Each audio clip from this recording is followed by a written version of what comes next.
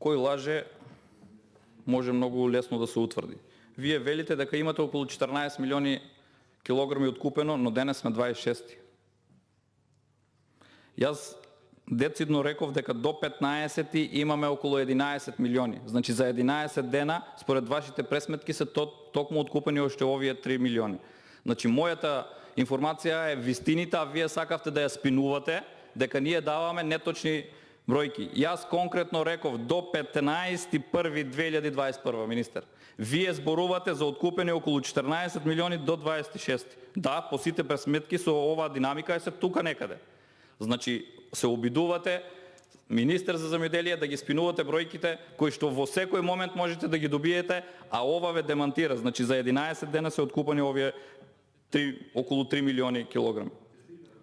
Значи ќе видиме, прашање на време е. Со оваа динамика, дали ќе стигне или нема да стигне, ќе видите сами. Денес има изјава иницијативниот одбор кој што истиот повикува на тоа дека динамиката од 750 на 600 тони дневно откуп е проблематична и граѓаните се стават во теснец да истите гледат на брзина да го продадат своето производство. Намерно психолошки притисок им се прави на граѓаните да можат истите да бараат да им се откупи тутунот. Иницијативниот одбор денес со официјална изјава за медиумите има дека со ова динамика која што ја наметнавте нема да заврши откупот на тутунот.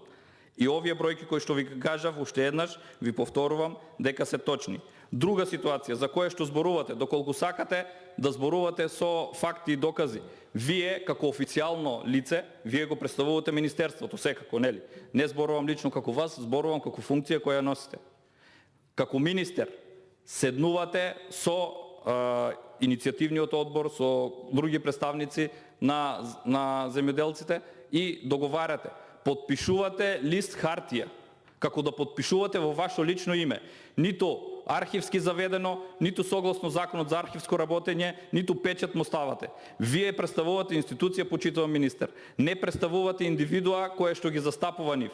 Затоа, ако имате официјален записник, доставете ни го, да видиме што конкретно сте договориле, а не по социјалните мрежи да ги гледаме лист хартија на која што сте подпишени лично, се подпишувате како приватно лице. Немате официјален состанок на кој што ги договарате овие обврски. Имате ли, ако имате, доставете ни го записникот кој што е официјално заведен во министерството со подпис, печат и архивско работење согласно законот.